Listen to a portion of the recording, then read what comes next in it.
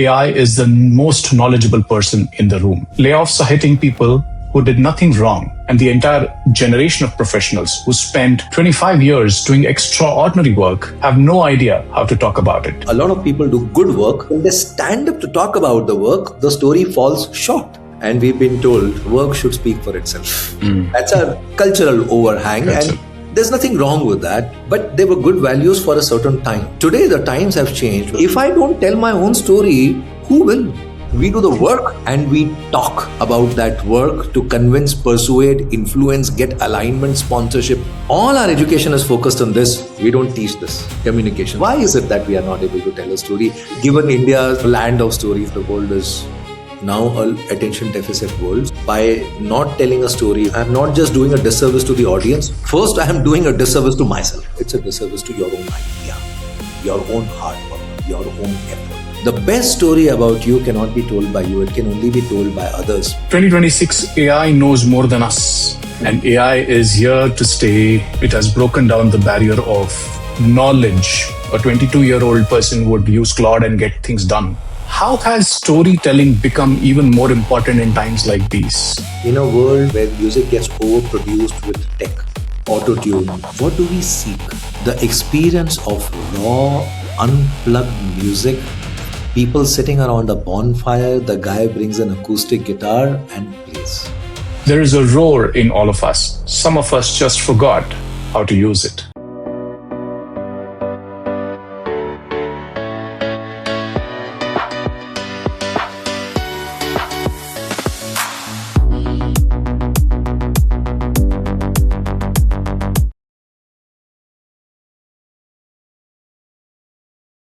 If the lion doesn't tell its story, the hunter will. That's what my guest told me today. And that's something that I've not been able to forget. The lion is real, the strength is real, but if lion stays silent, the hunter writes a story. And that's the hunter's version, not the lion's version. We are in 2026. AI is the most knowledgeable person in the room. Layoffs are hitting people who did nothing wrong.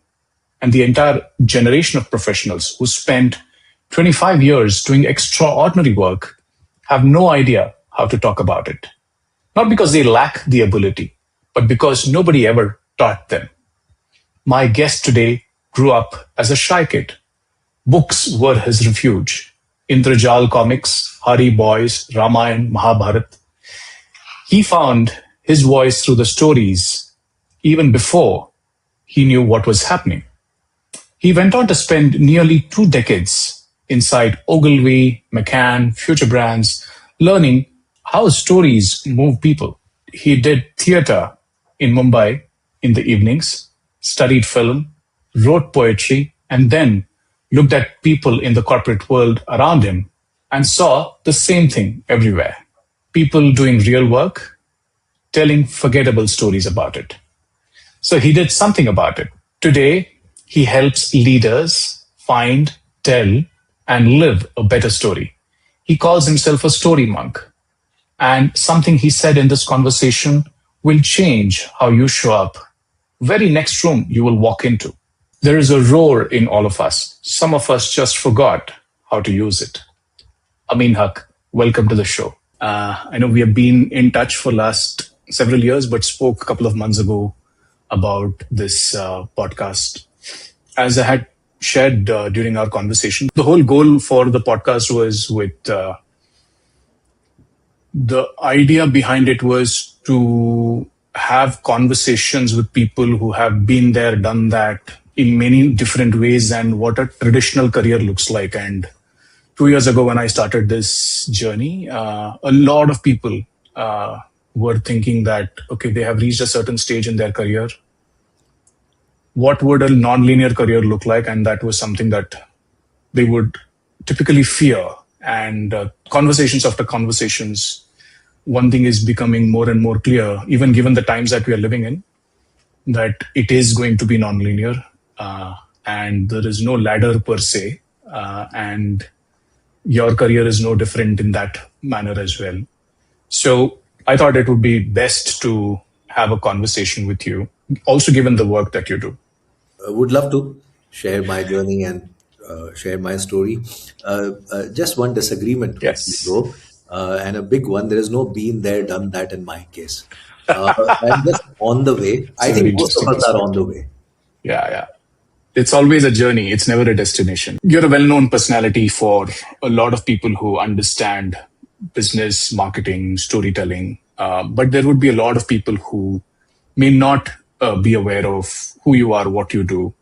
For those people listening in globally, if you could spend some time on your journey, where it all started, what all have you done, and what do you do today, I think that would be fantastic. So I'll start with what I do today, and then I'll Sure. go back to how I ended up doing what I do. I am a story monk.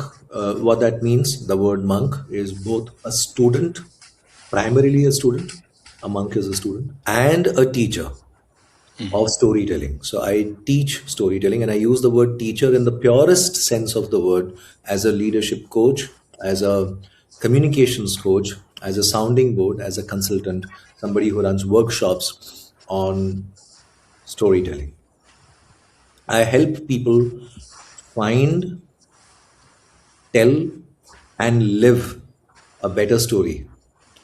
So that's really what I do. How did I end up doing what I do? When I go back, I was raised by a single parent, a shy kid, and books became my refuge.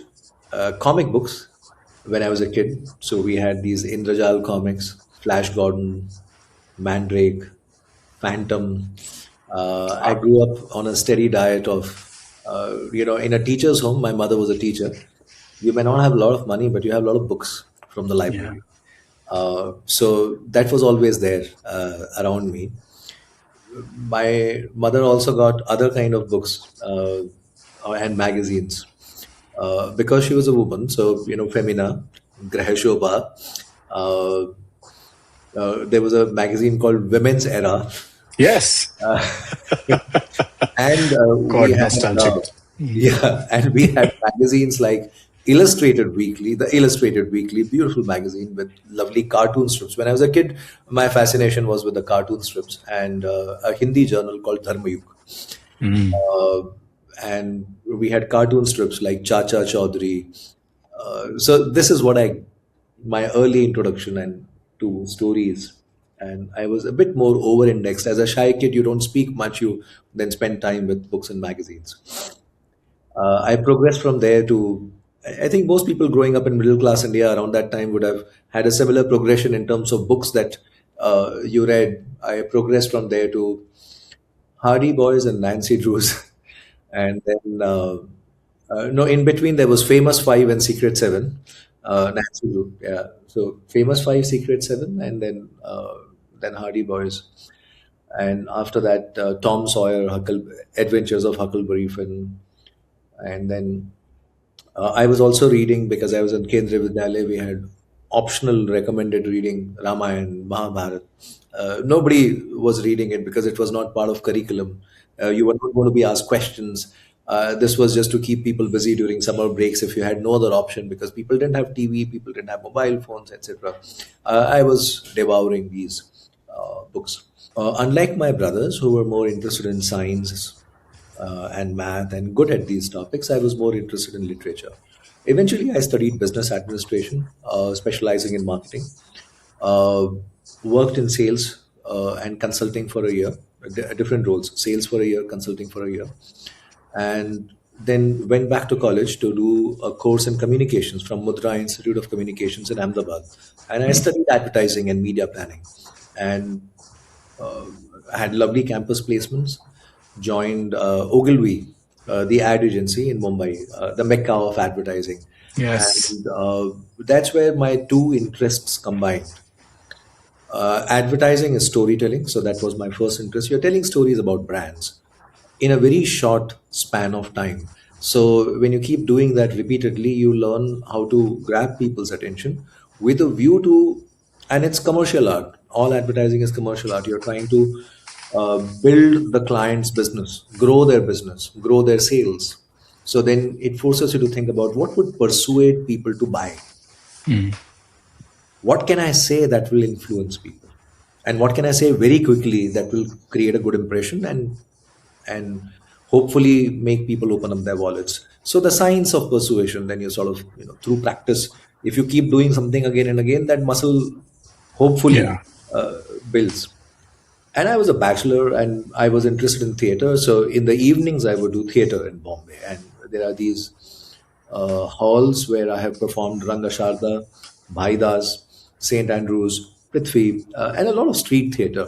So I was doing Hindi theater with the theater group. Now theater is also, and I was writing and performing.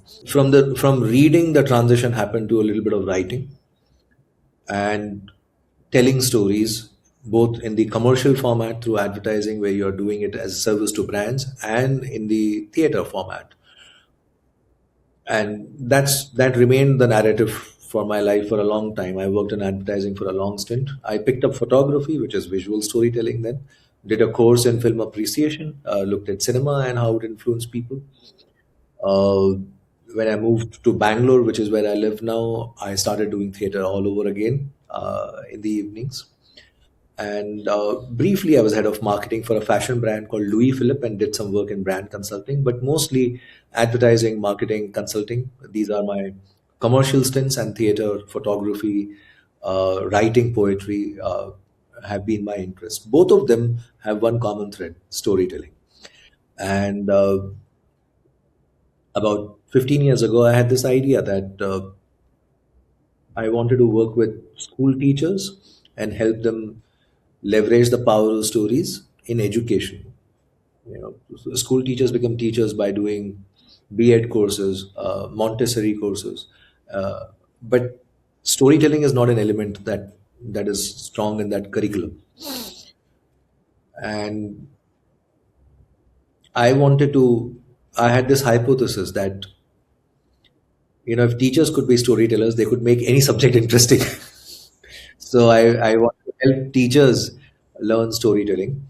That didn't take off, but the business side, the business world, reached out to us and said, "Hey, can you coach our senior leaders? They need to connect better and inspire and communicate better. Can you help them tell a better story of their work?" And I figured that there was a big, opportunity and a problem in the market, that a lot of people do good work, but when they stand up to talk about the work, the story falls short. They are not able to tell a good story of the work they do. And this creates a perception issue where the reality of their work could be better, but the perception is not that nice because they are not standing up for their story. And I said, okay, people want this from us and we can do this for them. And we love doing this for them. Why don't we? And that's how I became a teacher. I think part of it is also my inheritance. Both my parents were teachers. My father used to teach it. My mother used to teach at a university close by called Sardar Patel University in Vidyanagar, close to Anand. So it's also my inheritance. It's just that my Beautiful. students happen to be 40-year-olds and 50-year-olds. Yeah. That's okay. They are the ones who need more of this skill today, I guess. One of the things that keeps coming back, conversation after conversation, especially that I have with professionals, especially given what we are going through as an industry. On one hand, there is AI. The other hand, there is layoffs. There is a typical signature trademark mid-career professional that you would see who believes inherently that work will speak for itself. And when this so-called person finds himself or herself in a situation where they have to justify what they have done all this while, either in form of an interview or in form of a conversation at the end of the year from a performance management standpoint, it just doesn't come together. And the deeper I go into that, one of the realizations that I'm having is this entire notion of fear of hierarchy, fear of boss, fear of everything around them being judged. And that kind of is a biggest reason why they fall flat, number one. Number two, the other thing is there is no formal training on storytelling. We may have heard stories, but we may never have learned how to tell a story. I would like to get your perspective on your last 15 years of journey that you spoke about for Storywallahs. what have you been observing? What have been what reasons why people struggle telling stories? That too in a country like India where we have no dearth of stories, to be honest. Sure. I think there are two, three reasons. When we come across, say, people from other cultures and say, oh, this guy has the gift of the gab and speaks so well, it's not because they have been built that way. We are all built the same way. Then what makes some cultures better storytellers than us? First reason, it's not part of our education. The first time you made a presentation, actually made a presentation, made as in created it on PowerPoint and then delivered it.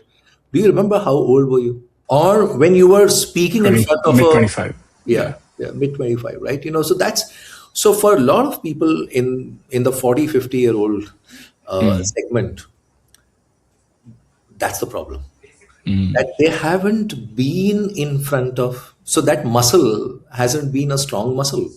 Whereas if you look at your kid today, if he or she goes to, say, an IB school or an IGCSE school or any decent, and today's schools are very different from the schools that we had 20, 25 years ago. A first grade student in grade 1 will make a presentation 4 times a year to parents. Yeah.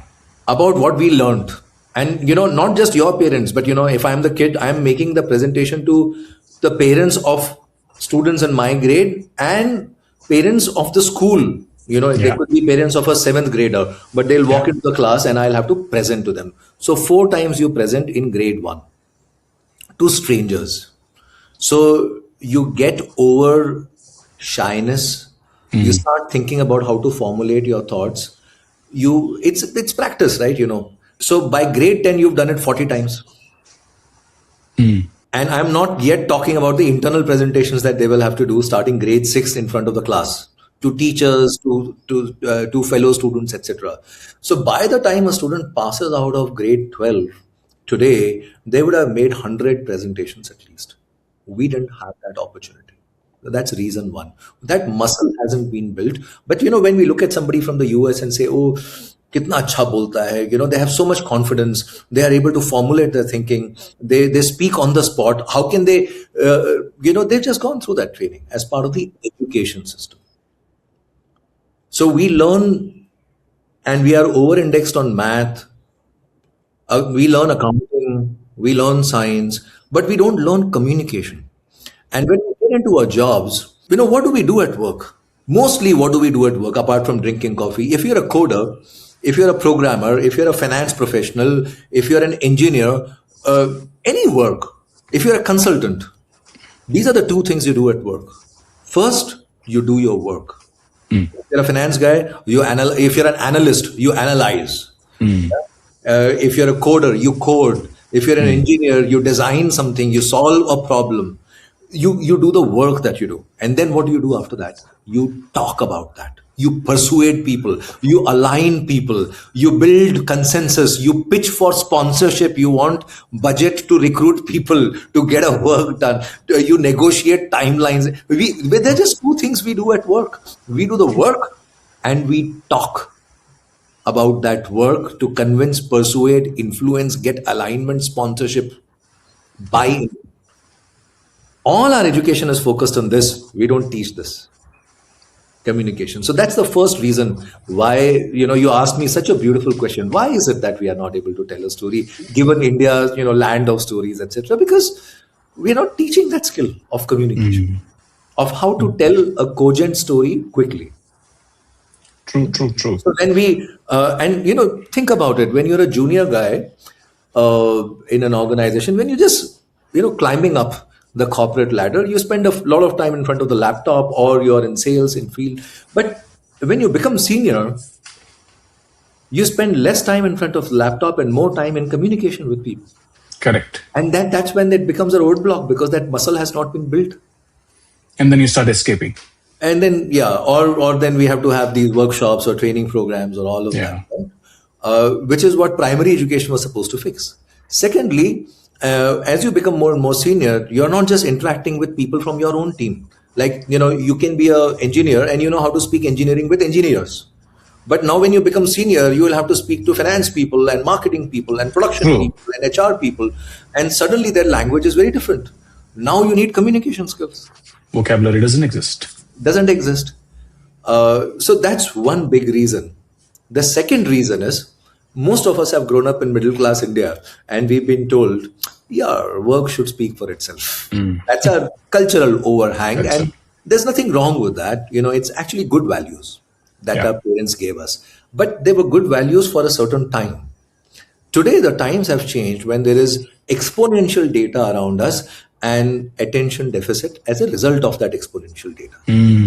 So when there is attention deficit, imagine if I have a boss and I'm part of a team, 15 people team that reports to that boss. The boss is struggling with his own attention span, is struggling to remember that he has an EMI or he has to book an LPG cylinder or he has to pay that bill. He would remember my performance from last year during performance appraisal, and there are 15 people in the team. Yeah. So if I don't tell my own story, who will? Absolutely. We are also living in times where we still believe, like in 2026, we still believe that performance appraisals are a once in a year conversation and not really a regular conversation, which is an irony, to be honest. Yeah. But the Uber driver doesn't shy away from asking you to rate him on the same trip. Yeah. And so why should we not change is a question. Interesting.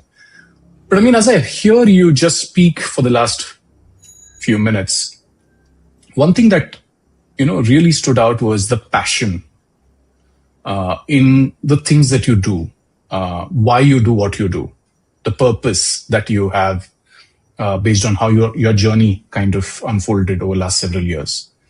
Now, this is again something that we don't really teach people. I mean, if you ask any 35, 40-year-old person on what the purpose is, the struggle is that, okay, I don't know what purpose means.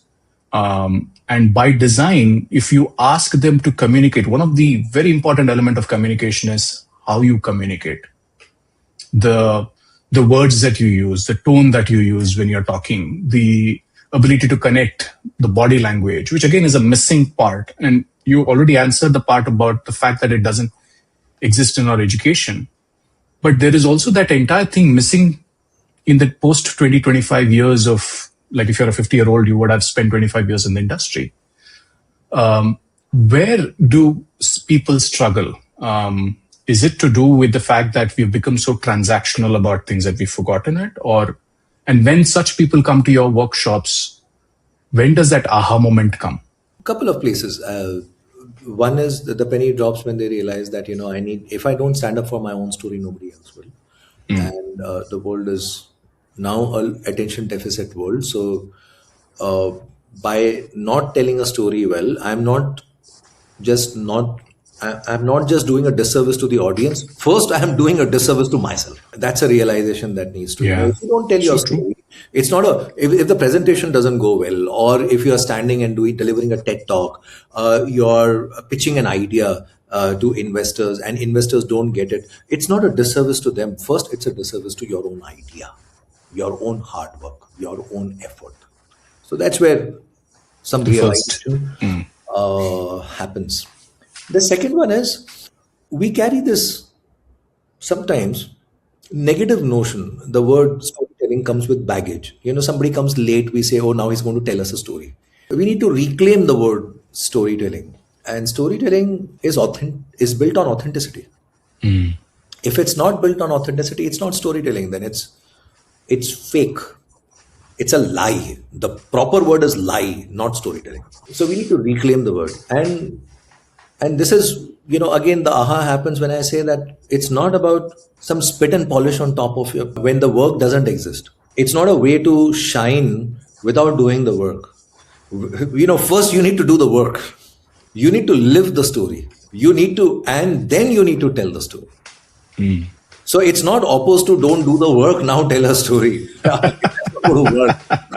Yeah. You have to live the story. In fact, the best embodiment of the story is that you live it with passion. You become an ambassador for the story. But the third aha happens when I talk about this idea that the best people to talk about your story is not you. If you are a coder and say, I am great at coding, if you are a manager and you say, I am a great manager, I inspire people, that's not a great story. It's for the people to say Gopal is a great manager. True. Are we infecting others with enthusiasm for our story? The best story about you cannot be told by you, it can only be told by others. But others will tell it when you create a surplus in your interactions with them. Nobody's invested in you so much that they will go and champion your story. So, are you creating that surplus in your relationships?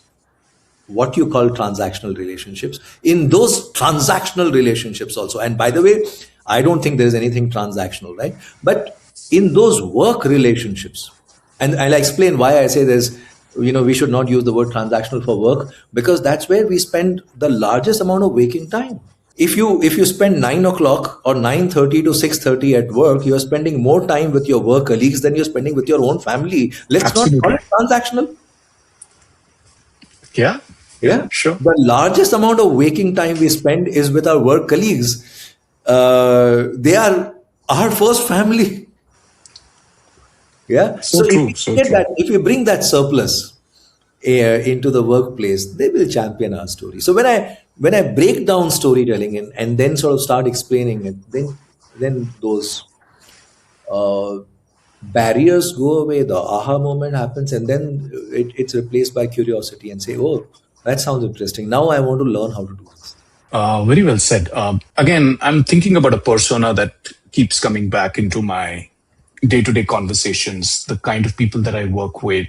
At some point of time, they were young, still trying to figure out what the work is. They would typically report into someone very senior. The equation at workplace was very different. I mean, you would typically look up to leaders for information and guidance because of the fact that they know things better than you do. 2026, AI knows more than us. And AI is here to stay. It has broken down the barrier of knowledge per se. Secondly, you also see the multi-generational workforce today at work, where you, on one hand, are reporting into a mid-career professional, typically would report into someone who is a boomer or maybe a millennial, and a Gen Z is reporting into you. And the value system, again, are two different things, right? I mean, you're trying to make the best of both, right? You used a word called "aayega kahani sunayega," right? And that's typically a reaction of a generation that is slightly above us. But the deep-rooted belief is so hard that you always also believe that the same thing is going to happen everywhere. Now think about the inability of a mid-career leader, so-called, even to manage day-to-day conversations with a leader, with a stakeholder, with a client, with someone who is a team member who is a Gen Z perhaps, who by far have clearly figured out what the boundaries are and what they're expecting from you. So one hand, they don't look up to you for knowledge. So your ability to gain respect has been challenged compared to what you would typically have done when you started your career. And today, all the skills that is a level playing field, like a 22-year-old person would use Claude and get things done. How has storytelling become even more important in times like these? And what could people learn from that? I use an analogy to explain this. In a world where, let's take the analogy of music, for example, where music gets overproduced with tech, auto-tune.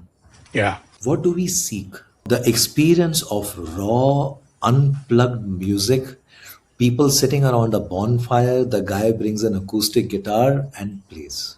So beautiful. That bathak becomes a more premium experience.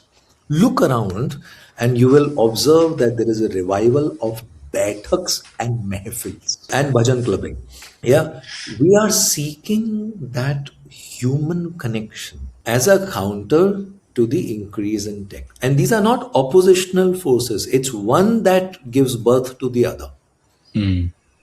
So every time there is a dominant trend, there'll be a emergent trend given birth by the dominant trend, but oppositional to it, in the sense that when all we could produce were black and white movies, because that was the technology at that time, the first color film, even if it was not a good story, would become a hit just by the virtue of being a color film. Colorful.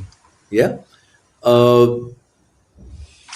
When color is in abundance today, all around us, a noir film, yeah, Spider is in black and white, and we look for that contrast, grainy contrast in black and white. The latest film in the Spider-Man universe is in black and white, and you can watch it in black and white. Photographs, all, if you go to an art gallery, if you look at your house today, the photograph, that will stand out is a large black and white artistic photograph because we are surrounded by color. So stories and the warmth of that human connect is also a result of the times that we live in. And if we don't offer that, we are offering disconnection, further levels of disconnection. So what makes us, this tactile connection, this human connection that sort of, that a manager can offer, that a senior leader can offer the workforce, almost works like glue and brings us together. You're right. I mean, in terms of how people are looking at that one thing which differentiates you, or one thing that is different yet very... If you look at Dhurandhar, for example, one of the flashy points of that movie, of course, there are a lot of other things, but one of the flashy points of that movie was the fact that they revived the 90s music. Oh, yeah. And that became a big talking point. And whatever you can do to, be different is something that is... something that connects really well. So yeah, and be unique in that sense. Be unique. I love what you said. Be different, and be different not for the sake of being different, for the sake of being helping your identity shine through. There, if you ask me, there are just two ways to tell a story. There's no third way. They're just how does one tell a story? There are just two ways to tell a story. Say something new that hasn't been said before. It will grab attention. But don't say it for the sake of newness. Where will new come from then? New will come from something, from innovative stuff that you're doing. When I'll give you some examples. When quick commerce happened, what did they have to say in advertising? They didn't have to go to a Piyush Pandey or Prasoon Joshi for copywriting. A fifth grader could write it. A second grader could write it. Here's the headline: delivery in 10 minutes. Nobody is doing it. And if nobody is doing it, you're the first one doing it. You just say it simply and it works. You're telling a new story. So that's what I mean. When Kotak Mahindra was giving 6% rate of interest on savings account, nobody was doing it. What is the story they told? Just this. 6% rate of interest. You don't complicate it. So one of the best ways to tell a story is to say something new that is relevant to people. Can you say that? Now you will have to create that new through innovation in product or pricing or offering, or offer that something new. And when you don't have that, because every day you can't have innovation, then what do? So then you need a second way of storytelling. Say it in a manner that is new. At least don't say it in an old-fashioned way, because then it's going to get into the clutter. Yeah. How will you break through clutter? There are only two ways to break through clutter. Either you say something new, or you say it in a manner that is new. So it's not that complex. But learning how to do one of the two, especially the latter, I don't have something new, but I still need to compete. How do I say it in an interesting way? What are the techniques? What are the methods for that? Then you start unpacking it from there. Beautiful. I'm sure a lot of people listening to this would take these two very important steps, basic yet effective, to start their journey in storytelling. I mean, you mentioned one of the things you did along with the work was theater and stories go hand in hand in many ways. Someone working in organizations who may not understand and appreciate theater may, in many ways, struggle to tell good stories. One, because of the fact that they don't have the muscle. Two, it also is deep-rooted biases or whatever they go through. But silently, what I've been hearing, and you rightly brought out that part of, the mahfils are coming back, the fact that there are a lot of people sitting and listening to live shows is coming back. A classic example is stand-up comedy. Today is a big thing, right? Yeah. Everybody is trying to do city-based shows and not just produce something for OTT and wait their time for the episode to release. For someone who is in a corporate role, what is the importance of theater? What have they missed that they should learn from theater that could further help their career? Sure. I would zoom out and say not just theater. It's important that we have a deeper connect with storytelling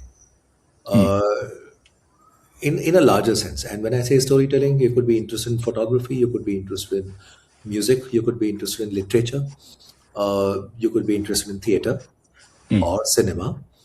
But interest in cinema is not just watching, movies, but good cinema. Then it would teach you something. Not everybody needs to be a storyteller in the sense of a teller, oratory, speaking. Somebody could develop a strong visual muscle. Somebody could develop a strong design muscle and through that tell a story. Somebody could develop a strong audio muscle and through that tell a story. But it's important to immerse ourselves in literature because literature is the compass for life. What are we trying to do? What are we all seeking? All of us are seeking happiness. Is that a new thing? People have been seeking happiness for ages. Yeah. Yeah. People have been seeking love for ages. People have been seeking contentment for ages. So when we look at purpose you spoke about, right? People have been seeking that for ages. So everything that can happen to us in our lives has happened in the world of cinema and literature and stories earlier, no? Absolutely. So through the world of stories, we find solutions. They are not stories. They are not entertainment. That's wisdom disguised as entertainment. It's disguised as entertainment. Yeah. In fact, children's stories, classic children's stories, are not children's stories. They are maps. When you feel stuck, look at those stories and let those stories, speak to you in ways that if you're open, then it will provide you solutions. I'll give you a few examples to substantiate that. Sure. Every adult who has seen Lion King enjoyed Lion King. Have you ever wondered why do adults enjoy Lion King and not walk out of the movie and say, "Arey, this is a kiddie film. It's an animation film. Lions and monkeys talking in a language and both understand each other. How can that be possible?" We don't ask those questions, right? There's a lion talking to a hyena, talking to a monkey, and all of them are speaking to each other in a common language, English, and they are understanding each other. And adults are sitting and watching that film with belief suspended. What's happening? Why does that story connect? We don't ask those questions. Ask that question. That why is that connect? It's not a kid's story. What if I tell you that Disney didn't write that story? It's a story written by Shakespeare. And the story is Hamlet, the Crown Prince. Adapted to a jungle. But it's a story. So that's why that story connects with us. What's the story of Hamlet, the Crown Prince? There is a king who runs a kingdom. He has a brother. The brother covets the king's throne and the king's wife, so conspires with some people, kills the king, blames the kid. The kid runs away, grows up singing Hakuna Matata, comes back, kills the uncle, and reclaims the throne. That's the story of Hamlet the Crown Prince. And that's The Lion King. Now, that story is about a crisis of confidence, a lion who who wants to take up the mantle of the father and wants to ensure that the father's legacy is honored, right? Is a classic tale of somebody says, I was wronged, but I'm not going to run away from this.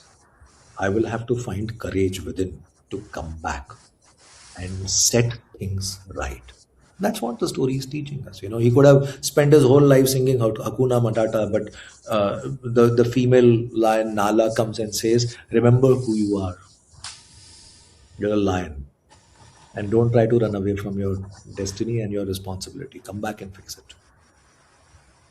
And he learns to roar again and do what it is. It's a reminder that there is a roar in all of us. So when you look at stories like that, stories can speak to us. We are losing the connection with poetry. Oh yeah, we have lost. Yeah, so poetry speaks to us through metaphors. Yeah. Yeah, I can go to a college of entrepreneurship and teach all entrepreneurial skills, or I could recite a poem. Better still, do both together, and the combination would be far more effective. I'll share a few lines of a poem I wrote. Now, when you combine that with a very good, well designed entrepreneurship curriculum, the combination works much better than just the curriculum or just the poetry. It adds something. Here are a few lines. ये काम नहीं आसान, मगर ये काम किसी को तो करना होगा. ये राह नहीं आसान, मगर इस राह किसी को तो चलना होगा. ये रास्ता माया जाल है, कदम कदम पे ठोकर है, कदम कदम पे बेड़ी है. इस रास्ते में कोई छांव नहीं, आराम का कोई गांव नहीं, इस नदी पे कोई नाव नहीं, हाथ में गूगल मैप नहीं, मंजिल तक फिर भी जाना है, मंजिल को फिर भी पाना है. आराम बुलाएगा, नींद बुलाएगी, पैसा ललचाएगा, शोहरत ललचाएगी. इन सब की आवाजों को अनसुना करके अपनी दिल की पुकार को चुनना होगा. नींद को छोड़ रत जगह को चुनना होगा. ये काम नहीं आसान, मगर ये काम किसी को तो करना होगा. ये राह नहीं आसान, मगर इस राह किसी को तो चलना होगा. Now, it does something. No? The poetry does something, and the curriculum does something, and the combination works better than just the curriculum or just the poem. So, in our leadership narratives, in the way we've prioritized STEM, which is a good thing, it needs an equal emphasis on literature. Today, what are the dilemmas that we deal with? Ethics and morality of AI. So now what do you need? You need, what are tech companies hiring? They are hiring engineers and they are hiring lawyers. They are hiring engineers and they are hiring people with skills in literature. People who have done courses in psychology, in human behavior. Yeah, and that combination is the combination that is now shaping the world. Yeah. So, and we are seeing that all around us. So you need that, no? Yeah, absolutely. And beautiful. I think in some way you also answered my next question, which was again, there are two stories that we typically see. One is a story that we tell to the world. The other is a story that we tell ourselves. And sometimes they are not the same. What would you tell this person who's not going through a great patch for various reasons? It could be professional, personal, of how can one change the stories that they tell themselves? Where should they even start? First of all, the story that we tell others and the story that we tell ourselves, or the story that we are living and the story that we tell others, if there is a disconnect, then that's a fake narrative. It's projection. It's not story. Projection. Story has to be authentic. So that's why I said live your story. Live your If you're story. not living your story, you're just telling the story, then there is a gap between the two. There's a gap. It's projection. Now you asked a very deep question. The second part of that question, which is I'm going through a roller coaster in my life. You know, when power goes in your home and there's no electricity, what do? The first thing you do is you peep outside and you see, has it gone for the whole community or not? Yeah. Yeah. And if it has, it's very reassuring in a strange kind of way. It doesn't solve the problem. It doesn't solve the problem. You know, you're still in dark. But because everybody is in dark, suddenly you say it's okay. The first thing to do when you're on a roller coaster and it's going downhill and you feel that life is going downhill, just look outside. You're not the only one. Everybody is on a roller coaster. And while it doesn't solve the fact that you are down, it's reassuring. A lot of times we think it's happening to me. It's happening to a lot of people. I'm not alone. You are not the only one. And there's a lot of strength to be derived from that. Second, when we know that a lot of people are going through it, don't take it personally. You are not wrong.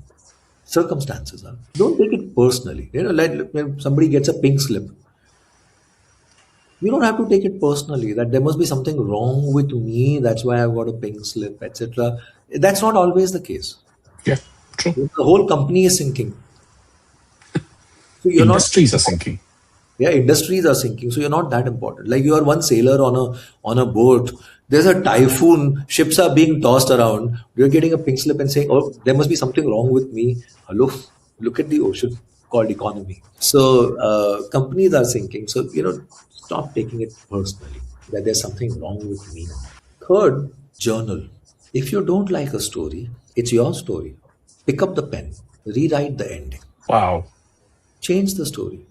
Because the story is in motion. No? Story is in True. motion till you're alive. The story is in motion. So if you don't like the story, change it. Be the author of your own story. You are the author, no, of a story. Write it line by line. It might not change overnight. No book is written at one shot. It's written line by line, word by word, paragraph by paragraph. So if that's your career story, or that's your relationship story, or that's your financial affairs story, write it line by line, word by word, or step by step. A house is built brick by brick. So start writing that story. Be the author of that story. Take charge of that story. Yeah. And for that, you'd have to look within. Yeah. Which people get scared of. Yeah. But look within, because, we read all other books, but we don't read a book called Swadhyay. Self Adhyay. Yeah. Self study, study of self. That who am I? What drives me? What triggers me? Yeah. Uh, Sit with those triggers, sit with those emotions, notice them, be a witness to them, and something opens up. So, and then seek help if required. And don't hesitate to seek help. Don't hesitate to seek help, and don't hesitate to share your story. Yeah? If you see Rafa's documentary, which is just released on Netflix, he's not shying away from his tears. He's not shying away from his nervousness before his match. He's not shying away from. He's going through all the roller coasters, highs and lows of a roller coaster that come with pain, injury, injections, all of that. But that's what life is made of. And then he gets up again, and then he comes and plays that tennis. So uh, we are the authors of our story. Let's start taking charge of that story. Powerful. I'm sure a lot of people who would listen to this would be able to relate and connect with what you just said. For people who would need help and they have to connect with you for the work that you do as an individual and the organization, if you could just share a bit more about that, I think it would be helpful. Oh, we are very accessible through any of the mediums. People can reach out to us through hello@storywallahs.com, or reach us on Instagram or LinkedIn, or reach me on LinkedIn, or through our But essentially, the work that we do is of three kinds. Uh, we work as a sounding board on the story. So you've got a story, and you say, "Hey, I'm not sure how this is. So can I bounce this off on someone and get a perspective, and maybe get some thoughts on what's working, what's not working, and what is there but can be said much better." Then a sounding board can come in. So that's a consulting kind of a engagement. There's a workshop engagement where somebody says, I want to build this muscle of storytelling. So how do I build this muscle? Well, then you have to come to the story gym. You have to build a muscle, then you come to the gym and you do an exercise, or a course, Yeah. and you exercise those muscles. You exercise a muscle on how to weave numbers into narrative. That's one muscle. You exercise another muscle called how to tell a story quickly, how to say more in less. You exercise a third muscle called how to build a bank of stories, so that you are able to dip into a story and you should have a good bank of stories so that you can pull out the right one at the right time. So these are different muscles. That's really the workshopping that we do. And the third is coaching, which is similar to that. The only difference being workshopping is in a one-to-many situation, and coaching is in a one-to-one situation. The advantage of a workshop is that sometimes you learn from a question that somebody else asks in the workshop. It may not even have occurred to you, but in a one-to-many situation, in a classroom, you learn from the question that somebody else is also asking, and then you listen to that question and you say, "Ah, it's a good question. I could have asked that. It just didn't occur to me." So a workshop setting helps in some of these ways as well. I mean, I have a quick rapid fire before we wrap up. So, a first question for you is AI or human in 2030? Who is a better storyteller? Humans will always remain good storytellers, and they will leverage the power of AI, and they should leverage the power of AI in the way that they can do that. Awesome. Awesome. One sentence for the person who just lost the job and has only 30 days. Has So only he's laid off, only 30 days. He needs to find something else for himself. yeah What should he don't do? don't sulk, don't waste time sulking, don't waste time thinking. Just reach out to as many people as you can in your network and cold call. This is the time to be courageous. Do what you feared doing the most, and get over the hill of that fear and reach out to people and be authentic. Two things: be authentic and be very courageous in reaching out to people. Keep faith. This too shall pass. If we've lived through the depression in 1929, we've lived through two world wars, we've lived through SARS, Ebola, and COVID. COVID. We've lived through Iran-Iraq war and the Vietnam War. We've lived through the disintegration of USSR. This too shall pass. As much as it may seem right now, it doesn't. But yeah, this too shall pass. Powerful. Theater or advertising? Which one taught you more about what people are afraid of? What people are afraid of? Advertising. My theater career was, pure, just on stage was about 6-7 years. Advertising, much longer period.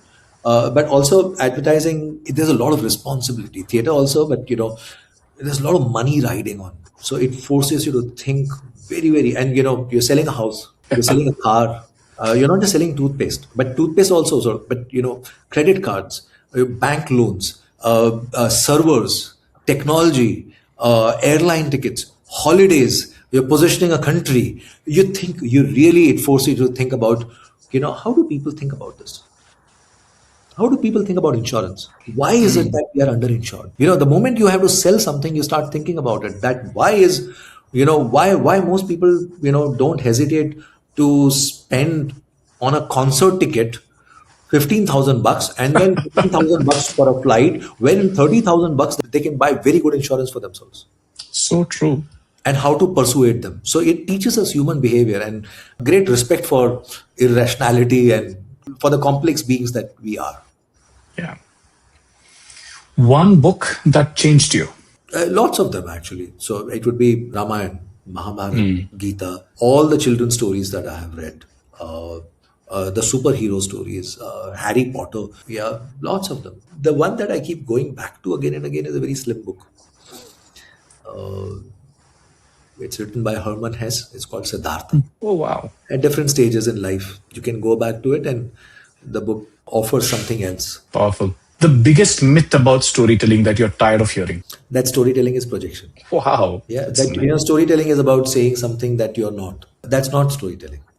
Storytelling is letting the world know who you are. Story monk, what have you had to give up to stay that? What have I had to give up? A good question. I travel a lot. So I have to give up some time at home base. The nature of work is something that demands that you are constantly meeting new people. There's a lot of joy in all of that, but it also ensures that you spend a lot of time on flights, on the road, etc. So what I've had to give up is my regular exercise regimen, regular sleep habits, or regular food habits, etc. Life of a monk and of a traveler, consultant, of a traveler. It was lovely hearing your stories, but any parting thoughts for the audience listening to this? Yeah, just an old African proverb that if the lion doesn't tell its own story, the hunter does. Wow, yes, that is so true. Lovely. With that, thank you very much. And that was Ameen. He said something which was very simple. If you don't like the story, pick up the pen, rewrite the ending. Not next month, not for the next job, now. Because here is what I took away from today's conversation. Most of us are waiting for the world to recognize what we have built, waiting for the right opportunity, the right room, the right moment.